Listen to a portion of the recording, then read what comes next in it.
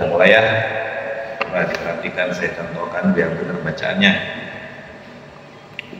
semakin bagus. A'udzu billahi minasy syaithanir rajim. Bismillahirrahmanirrahim. Dzalikumullahu rabbukum la ilaha illa hu khaliqu kulli syai'in fa'buduhu wa huwa ala kulli syai'in wakil. La tudrikul absar wa huwa yudrikul absar wa huwa al-latiful khabir. Qad ja'akum basairu min rabbikum faman absara falinafsihi wa man 'amiya fa'alayha wa ma ana 'alaykum bihafidh. Wa kadzalika nusarrifu al-ayati wa liyaqulu darasta wa linubayyinahu liqaumin ya'lamun. Ittabi' ma uhiya ilayka min rabbik la ilaha illa huwa wa a'rid 'anil musyrikin. Walau syaa Allahu ma asyraku wa ma ja'alnaka 'alaihim hafidha wa ma anta 'alaihim biwakil. Wa la tasubbu alladhina yad'una min dunillahi fa yasubbu Allaha 'adwan bighayri 'ilm. Kadzalika zayyana likulli ummatin 'amalahum thumma ila rabbihim marji'uhum fayunabbi'uhum bima kanu ya'malun. Wa aqsamu billahi jahda aymanihim la in ja'atum ayatun la yu'minunna biha qul innamal ayatu indallah wa ma yush'irukum annaha idza ja'at la yu'minun. Wa nuqallibu afidatahum wa absarahum kama lam yu'minu bihi awwala marratin wa nadharuhum fi tughyanihim ya'mamun. Shadaqallahul azim. Nah ini ya, ini apa namanya kelanjutan daripada ayat sebelumnya 101-nya, biar pahamnya enggak terlalu apa namanya jangkring, jadi harus paham dari sebelumnya ya. Dimana di ayat 101 Allah menjelaskan badi'us samawati wal ardh. Jadi Allah lah pencipta, badi' itu pencipta. Allah pencipta langit dan bumi. Kemudian anna yakunu lahu waladu wa lam takul lahu sahiba. Bagaimana mungkin Allah mempunyai anak padahal dia tidak mempunyai istri?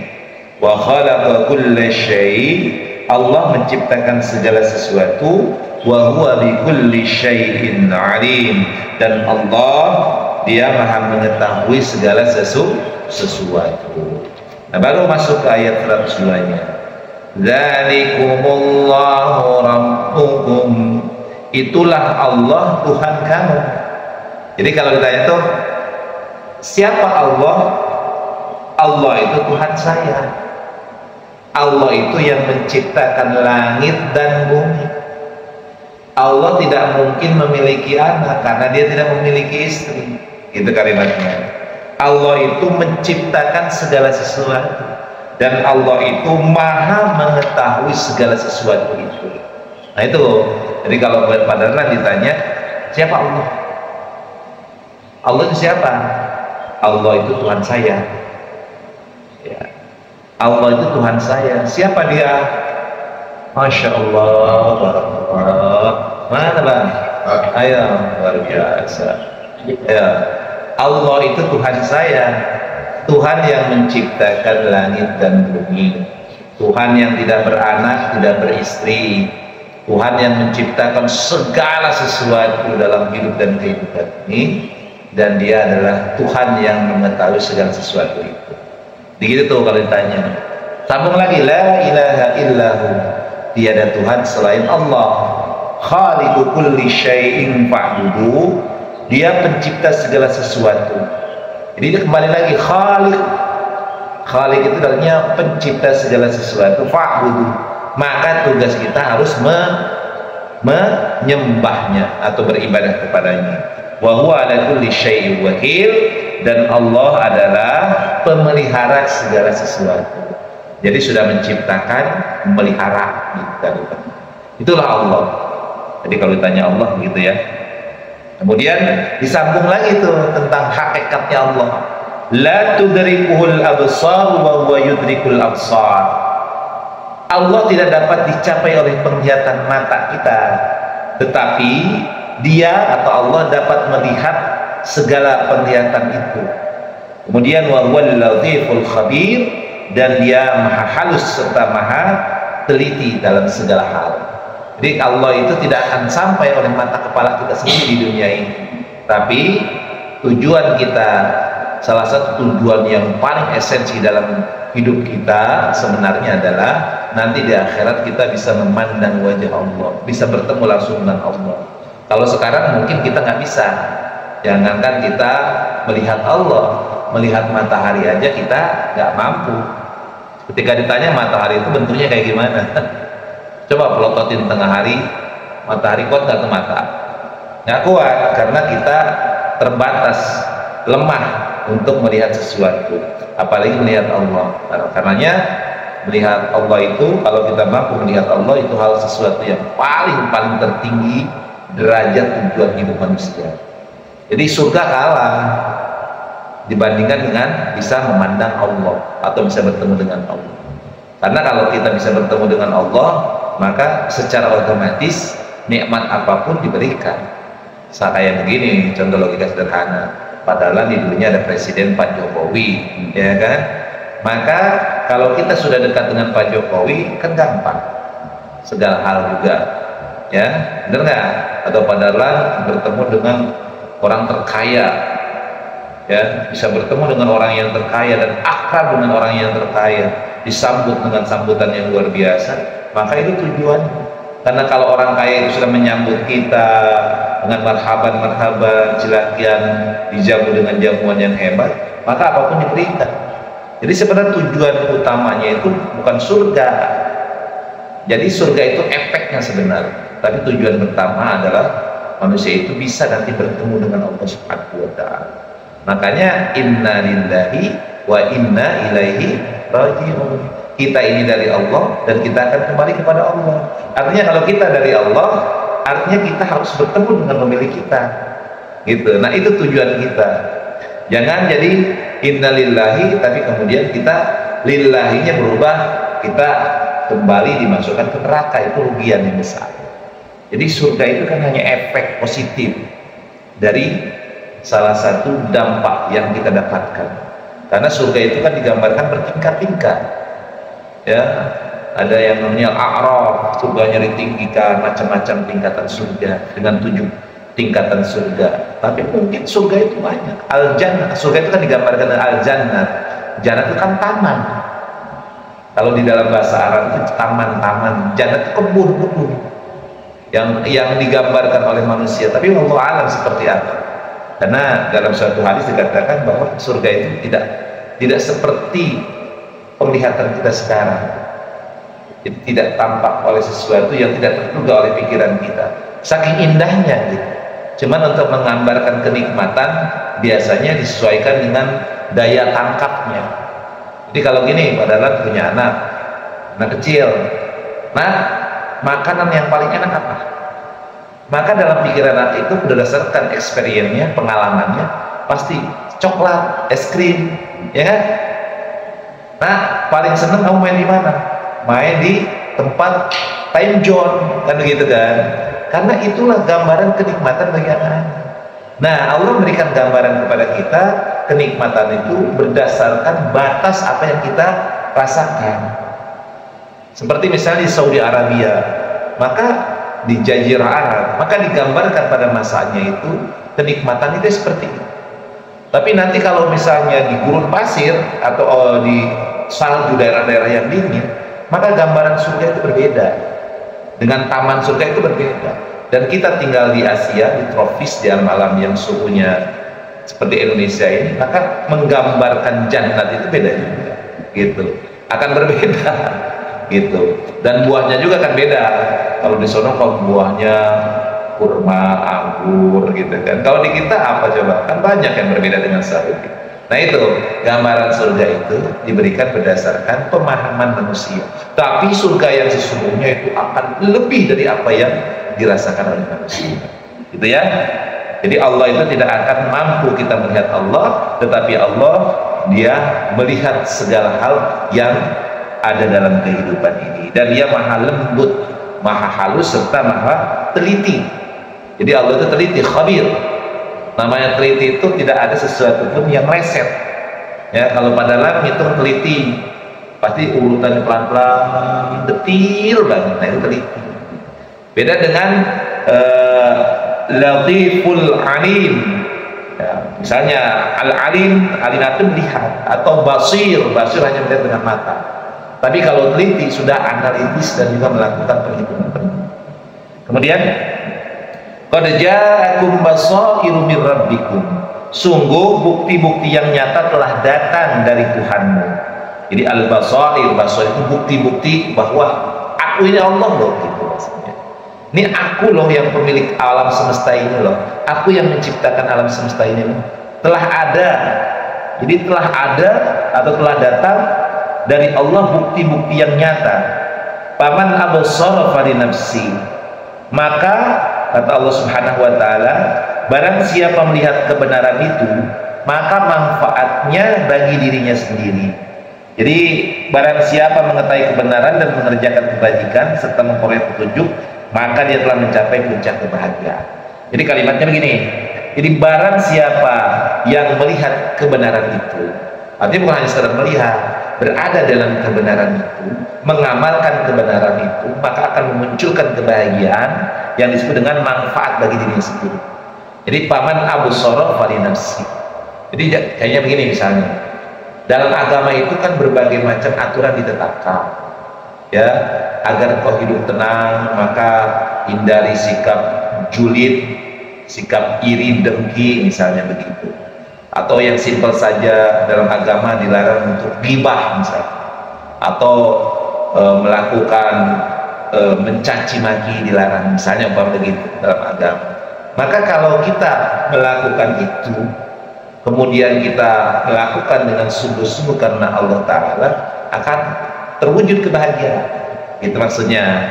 Maka dikatakan di sini paman absara fali nafsi, barang siapa dia melihat kebenaran itu dan mengamalkan kebenaran itu, maka manfaat daripada kebenaran itu akan terasa bagi dirinya, yakni memunculkan kebahagiaan. Bahagia itu kan bukan hanya karena banyak uang. Uang itu salah satu cara bahagia, tapi banyak cara dari bahagia. Padahal di rumah makan bersama anak istri yang soleh dan soleha, bahagia nggak? Makan sepiring untuk berempat, ya walaupun sepiring, tapi makan dengan bahagia, makan dengan rukun bersama, bahagia nggak? Ya, yang paling membahagiakan padahal sudah jalan-jalan jauh, misalnya ke Bengkulu, ya seminggu di Bengkulu, maka yang paling membahagiakan adalah pulang ke sini bertemu anak istri, ya nggak? Itu bahagia itu macamnya banyak, caranya bahagia. Uang, materi salah satu untuk bahagia, gitu. Jadi tidak semuanya wah bahagia itu diukur dengan materi atau uang, tidak. Bahagia itu diukur dengan apa yang dirasakan oleh hati. Ya, kemudian wa man 'amiya fa 'alaiha, dan barang siapa buta tidak melihat kebenaran itu, maka dialah yang rugi. Jadi kalau orang tidak melihat artinya tidak menjalani kebenaran itu, maka dia merugi. Itu karena jalannya Allah adalah jalan yang benar.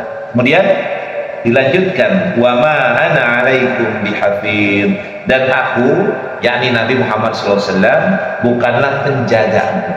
Jadi ini kalimatnya disampaikan oleh Allah kepada Rasulullah. Katakan gitu kalimatnya. Katakan, wahai Muhammad, sungguh telah datang banyak tanda-tanda kebenaran Allah Subhanahu wa taala. Dilihat dari ciptaan-ciptaan Allah Subhanahu wa taala. Maka barang siapa yang dia melihat kebenaran itu, kemudian dia menjalani kebenaran itu, maka dia akan mendapatkan manfaatnya. Tetapi kalau orang yang dibutakan dari kebenaran itu, dia tidak mau melakukan kebenaran itu, dia akan rugi. Itu kalimatnya. Dan Nabi Muhammad tidak ditugaskan kepada kita untuk menjaga kita, tidak. Tapi Nabi Muhammad ditugaskan adalah basyira wa nadhira, untuk memberikan kabar gembira dan untuk memberikan peringatan. Wa ma ana illa nadhir. Jadi Nabi itu tugasnya adalah menyampaikan balagh. Kemudian ayat 105-nya, wa kadzalika nusarriful ayati wa liyaqulu darasta wa linubayyinahu liqaumin ya'lamun. Wa kadzalika, dan demikianlah, nusarriful ayati, kami menjelaskan berulang-ulang ayat-ayat kami, wa liyaqulu, agar orang-orang musyrik mengatakan. Jadi wa liyaqulu, kulunya itu orang musyrik kembalinya. Darasta, engkau telah mempelajari ayat itu dari ahli kitab, walinubayyinahu liqaumin ya'lamun, dan agar kami menjelaskan Al-Quran itu kepada orang yang mengetahui. Jadi Rasulullah menyampaikan Al-Quran kepada umatnya, dalam hal ini disampaikan kepada kafir Quraisy saat itu. Nah, maka orang kafir Quraisy menganggapnya itu adalah dongeng-dongeng, menganggapnya bahwa itu adalah sesuatu yang didapatkan Nabi Muhammad dari orang-orang terdahulu, diceritakan gitu kalimatnya. Nah, kenapa begitu? Nah, itulah apa yang dijelaskan oleh Allah Subhanahu wa taala, dan agar Allah menjelaskan Al-Qur'an itu kepada orang-orang yang mengetahui, gitu kalimatnya. Kemudian, ittabi' ma uhiya ilaika mir rabbik, ikutilah apa yang telah diwahyukan Tuhanmu kepadamu, wahai Muhammad sallallahu alaihi wasallam. Jadi kata Allah, ya Muhammad, ikuti saja apa yang diwahyukan aku kepadamu. Ikuti, kata Allah Subhanahu wa taala, la ilaha illahu, tiada Tuhan selain Allah, wa a'rid 'anil musyrikin, dan berpalinglah dari orang-orang musyrik. Jadi kita berpaling dari orang musyrik. Jadi kalau ada orang menyekutukan Allah itu, sudah kita ingatkan, tidak mengindahkan, berpaling. Bukannya kemudian, kalau kita kan kadang-kadang aneh ya, saking apa namanya, toleransi beragama, pluralisme, kadang-kadang mencampur baurkan agama, nggak boleh. Biarkan lakum dinukum waliyadin, amaluna amalukum. Jadi nggak boleh dan campur baukan dalam urusan agama. Misalnya maaf, ada acara kebaktian yang muslim datang ke sono, ada acara keagamaan Islam yang non muslim datang ke kita, nggak boleh dalam urusan agama. Kita boleh bekerja sama dalam urusan non agama, keduniaannya. Masa orang Islam datang di acara kebaktian? Nah, itu bukan toleransi. Biarkan mereka menyelesaikan ritual keagamaannya. Setelah itu baru dalam masalah-masalah sosial kita bekerja sama. Jadi menciptakan kebersamaan itu bukan ikut campur dalam masalah agama. Bukan kita kemudian apa namanya, jadi dalam rangka toleransi kebangsaan, nggak begitu mensikapi. Biarkan, kalau masjid dirikan oleh pemerintah, gereja dirikan kalau memang dibutuhkan. Ketika pelaksanaan agama jalankan masing-masing. Dalam masalah-masalah sosial baru bersama-sama. Gitu maksudnya. Bukan mencampur baukan. Kayak zaman dulu dong. Nabi ditawari, Nabi, Muhammad, dah kita gantian hari ini, kita sholat, hari besok kamu ke Ka'bah ibadah dengan Tuhan kami. Nah, begitu kan jadinya bahaya itu. Nggak boleh kayak gitu. Kemudian, walau sya'allahu ma asyraku, dan sekiranya Allah menghendaki, niscaya mereka tidak mempersekutukan Allah. Wa ma ja'alnaka 'alaihim hafizha, dan Allah tidak menjadikan engkau wahai Muhammad penjaga mereka. Wa ma anta 'alaihim biwakil, dan engkau wahai Muhammad bukan pula pemelihara mereka. Jadi tugas Nabi itu, tugas kita nih, tugas ulama, tugas orang Islam menyampaikan kebenaran, tidak berkewajiban untuk menjaga dan harus mereka menjadi iman, menjadi muslim, tidak. Sampaikan, dakwahkan. Jadi kalau mereka kemudian tidak mengindahkan dakwah kita, mengacuhkan atau tidak memperhatikan dakwah kita, serahkan kepada Allah. Itu kalimatnya. Kita ngajak kalimatnya. Ya, kayak begini, azan, Allahu Akbar, hayya 'alas shalah, kata muazin tuh. Tapi orang cuek aja. Maka sudah cukup.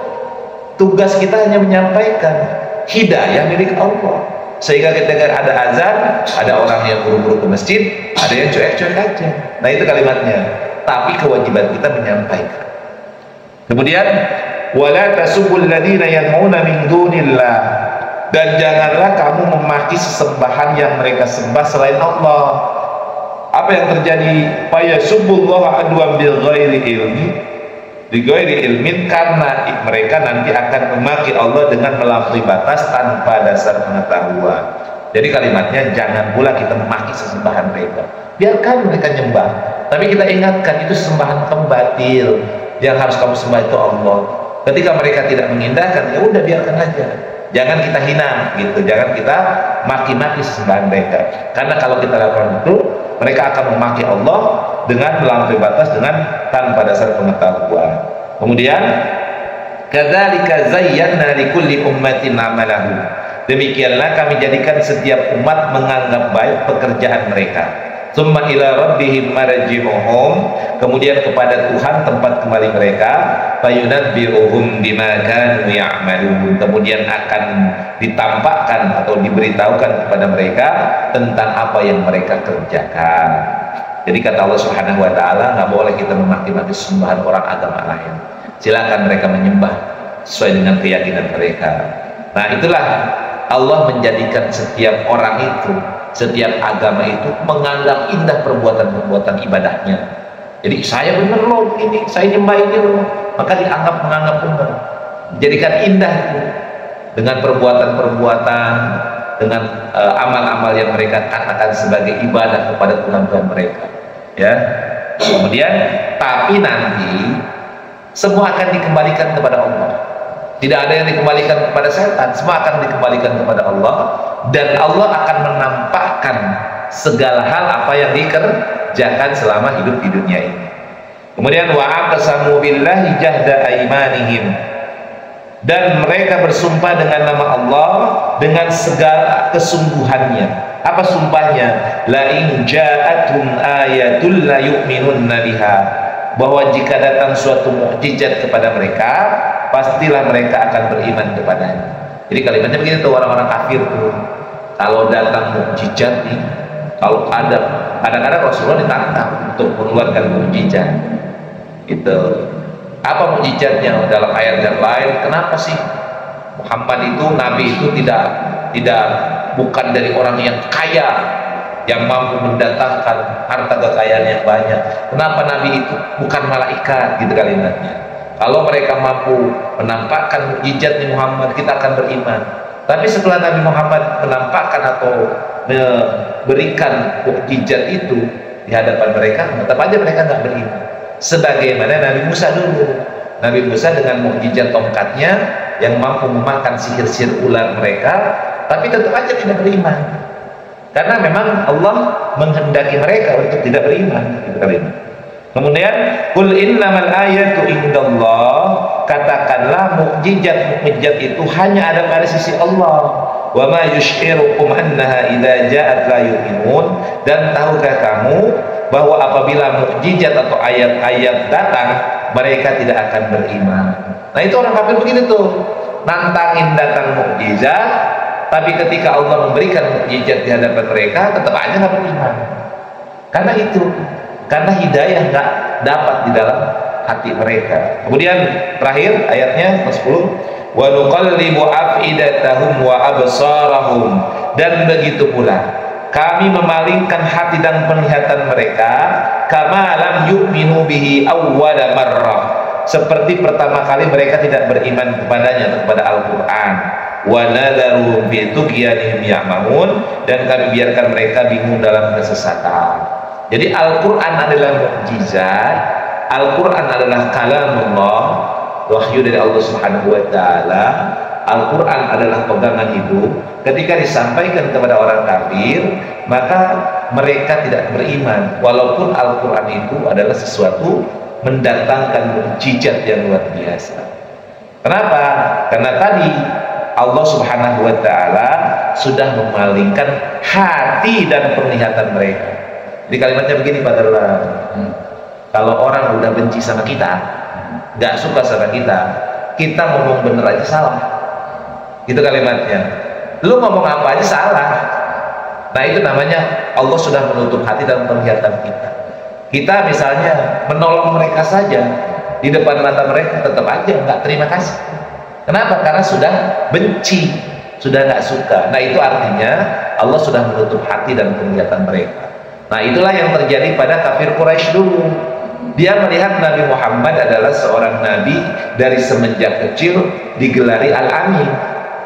Dari semenjak kecil memiliki akhlak yang baik, tidak ada cacat pun di hadapan atau di anggapan masyarakat Makkah saat itu. Dan sampai tumbuh dewasa, menikah, sampai kemudian umur 40 tahun jadi nabi dan Rasul diangkat oleh Allah Subhanahu wa taala. Ketika menyampaikan kebenaran, tetap saja mereka tidak mengindahkan. Kenapa? Karena hati mereka sudah tertutup. Nah, oleh karenanya jangan menutup hati dari kebenaran. Buka hati, jangan merasa diri hebat. Buka hati kita untuk menerima kebenaran itu. Jadi kalau orang udah merasa pintar, merasa kaya, merasa hebat, dia biasanya udah menutup hatinya dari kebenaran. Jadi ketika dia salah, udah nggak anggap orang lain. Gua yang paling benar. Nah, orang itu justru dia menjatuhkan dirinya kepada derajat kehinaan dan kerendahan. Makanya kita berlindung kepada Allah dari doa, kadang-kadang ada doa, Allahumma inna na'udzubika minal hammi wal hazan wa na'udzubika minal ajzi wal kasal wa na'udzubika minal jubni wal bukhli. Dan jubni itu ajub, ta'ajub, sombong dan kikir. Nah, salah satu yang paling penting adalah kita mohon pertolongan kepada Allah dari sombong. Karena kesombongan ini yang membuat derajat iblis dari derajat yang tertinggi jatuh pada derajat yang paling tinggi. Dulu kedudukan iblis itu di mata Allah Subhanahu wa taala, tangan di sisi Allah adalah paling mulia. Bahkan derajatnya lebih mulia dibandingkan malaikat Jibril saat itu. Tangan kanan Allah pada dasarnya saat itu. Iblis, tetapi karena kesombongannya dia jatuh derajatnya. Gitu kalimatnya. Nah, jangan sampai kita seperti itu. Ada pertanyaan? Adalah yang berlain agama aja, boleh nggak kita mendatangi? Seandainya dia meninggal, boleh nggak kita mendatangi? Boleh, nggak apa-apa mendatangi. Nah, kita mendatangi sebagai tetangga, sebagai saudara, sebagai datang tidak apa-apa, ikut berduka cita. Tapi dalam ritual-ritual keagamaan tidak boleh. Itu kan sosial ya. Misalnya mereka melaksanakan kalau untuk orang meninggal diapain gitu misalnya. Kita nggak usah ikut, cukup nonton aja. Tapi kan dia memberikan hidangan kadang. Hidangan, ya kalau hidangannya halal nggak apa-apa. Kalau sekedar air aqua halal, pakai bismillah nggak dulu sudah. Tapi kalau yang hidangannya babi ya jangan. Kalau hidangannya itu halal, dari jenis halal maksudnya. Kita nggak tahu cara, kalau cara kan urusan mereka. Kayak misalnya begini, kita datang ke rumah seorang koruptor, kita nggak tahu koruptor tuh. Nah, dia makanan semua dari hasil korupsi. Nah, kita datanglah ke rumah orang itu, kita nggak tahu tuh. Kita makan nggak ada masalah. Yang penting yang dimakannya goreng pisang, nasi. Tapi kalau kita sudah tahu jenisnya haram, daging babi kah, arak kah, kita masih minum juga, berarti kitanya yang kena hukuman dari Allah. Nah, adapun misalnya orang itu beli makanan secara umum yang halal, tapi dia mendapatkan uangnya dari cara yang haram, itu resiko dia, tidak terkena sama kita. Kayak begitu. Nah, padahal datang ke orang Kristen, ke orang Hindu, ke orang Buddha, dihidangkanlah makanan sebagaimana makanan yang halal secara umum. Padahal boleh makan, boleh minum, itu nggak ada masalah di dalamnya. Yang penting baca basmalah, baca bismillah sebelum makan. Jadi kalau datang ke rumah orang-orang berduka yang meninggal ataupun apapun yang beda agama, datang saja, nggak ada masalah.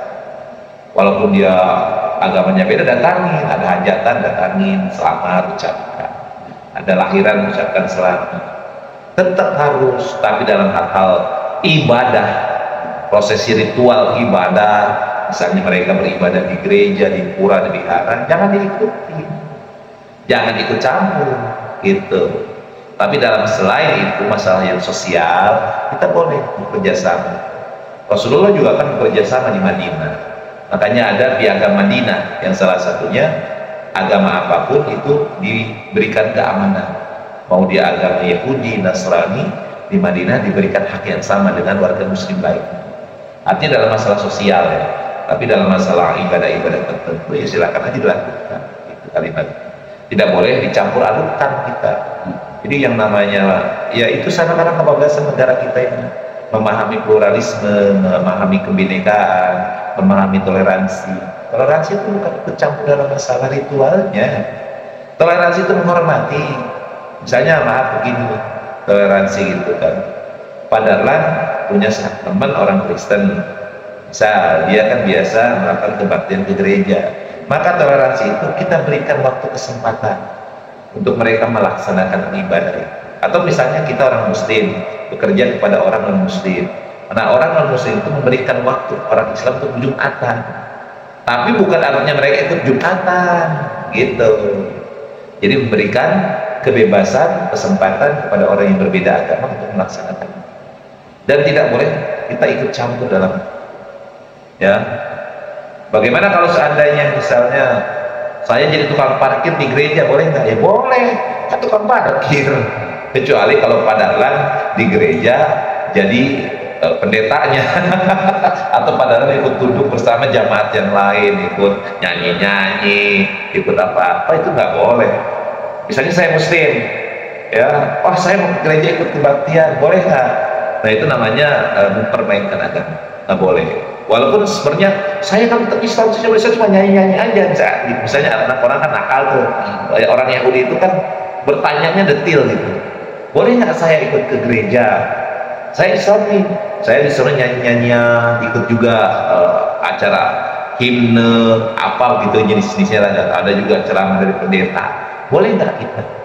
Iya, pada dasarnya nggak boleh karena itu ritual keagamaan mereka. Gitu. Kalau kita lakukan artinya kita mempermainkan agama kita. Biarkan mereka lakukan di hukum gitu. Jadi kadang-kadang orang sekarang kan bertanya begitu, Pak Ustadz, ada yang Kristen juga, Pak Ustadz kalau saya ke masjid nih, saya Kristen nih, saya ikut Jumatan boleh nggak? Kalau kamu ikut Jumatan mendengarkan ceramah, kalau niatnya karena mau ingin belajar boleh, tapi kalau niatnya ingin mencari kelemahan atau ingin mempermainkan agama, nggak boleh gitu kalimat.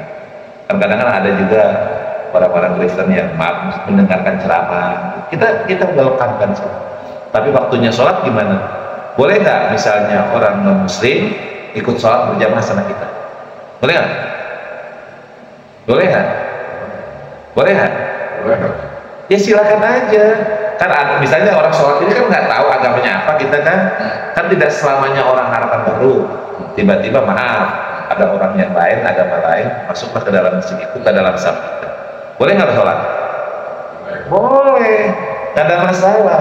Walaupun kita tahu pun bahwa dia bukan Muslim dan sholat sila, kita bolehkan saja. Nggak ada masalah. Apakah najis? Tidak najis. Gitu kalimat. Ya, tapi dia benar sholat atau ingin mempermainkan, kan di situ urusannya. Nah bagi kita, boleh nggak kita ke gereja? Kalaulah seandainya misalnya banyak maldorotnya, lebih baik ditinggalkan, nggak usah misalnya ikut seperti itu. berarti kita sudah murtad jatuhnya, ya kan? Dalam sisi agama berarti kita murtad dari agama kita. Nah, orang muslim ketika sholat di masjid berarti dia murtad dari agama. Gitu kalimatnya ya. Ada lagi pertanyaan pada Lan? Bang, ada tambahan? Iya, dalam masalah batasan syariat tadi saya itu makin toleransi itu. Kan dari contohnya sederhana tadi, boleh nggak parkir di gereja? Secara syariat batasannya mungkin boleh batasan. Bisa ingat ada pernyataan tukang begitu dia non gereja kayak mendapatkan merasa bersalah, itu salah rasa. Akhirnya itu tidak mulai diterima bangunan untuk ini diberikan. Nah, dia punya apa ya, rasa sendiri ketika dia merasa wah, saya bawa ke gereja sama saja saya ikut membantu apa namanya pertentangan kemudian kelompok yang berseberangan dari Allah. Iya. Masalah rasa. Masalah rasa. Memang kadang-kadang gitu. Oh, itu seperti begini. Orang jadi satpam di diskotik. Dia satpam bagian luar, bagian dalam. Dia menjaga diskotik. Yang diskotik itu kita tahu tempat maksiat secara umum. Ya udahlah, kalau diskotik itu pastilah minuman khamr itu kan udah jelas bukan haram, dan juga syahwat umar aurat itu udah agak aneh lah. Berarti kita paham bahwa diskotik kalau ada kalau dibilang diskotik orang sudah paham negatif lah, tempat senang-senang, tempat lain sebagainya kita nggak jelaskan. Maka biasanya secara syariat nggak salah kita jaga diskotik karena kita jaga, tetapi rasanya itu berarti kita menjaga kemaksiatan. Maka dilematis dalam hidup begitu. Maka yang aman adalah apa? Yang aman kita tinggalkan. Nggak usah kita jaga di tempat maksiat. Masih banyak tempat-tempat yang halal. Makanya jangankan begitu.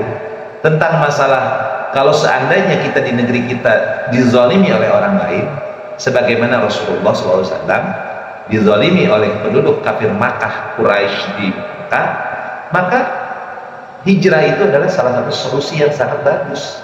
Itu kalimatnya. Hijrah artinya tinggalkan dari sesuatu yang banyak mandorotnya kepada yang manfaatnya.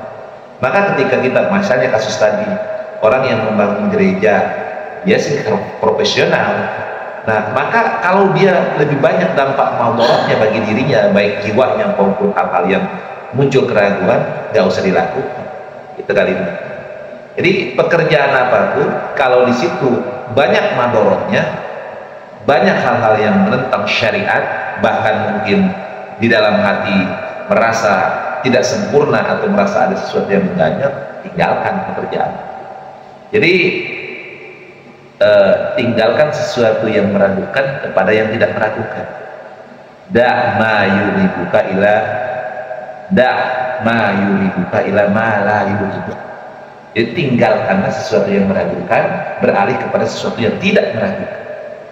Kenapa? Biar pasti kita melakukan itu tidak was-was. Banyak ada kasus beberapa tuh yang misalnya orang, saya kadang-kadang ditanya, bagaimana kalau saya jaga di tempat-tempat maksiat? Saya nggak pernah minum, saya nggak pernah melakukan, maaf ya, nggak pernah melakukan hal yang terjadi maksiat kan. Tapi gimana ya perasaan saya? Nah itu saya bilang, lebih baik tinggalkan. Ada pekerjaan yang lebih bagus kok. Apalagi kan satpam kan tidak selamanya harus di situ, bisa dia minta ke job-job yang lain. Dan sekarang ada profesional itu dari yayasan lah bahasanya. Kan tergabung dengan yayasan, mintalah sama PT-nya. Saya minta deh, walaupun di tempat-tempat yang nggak basah gitu.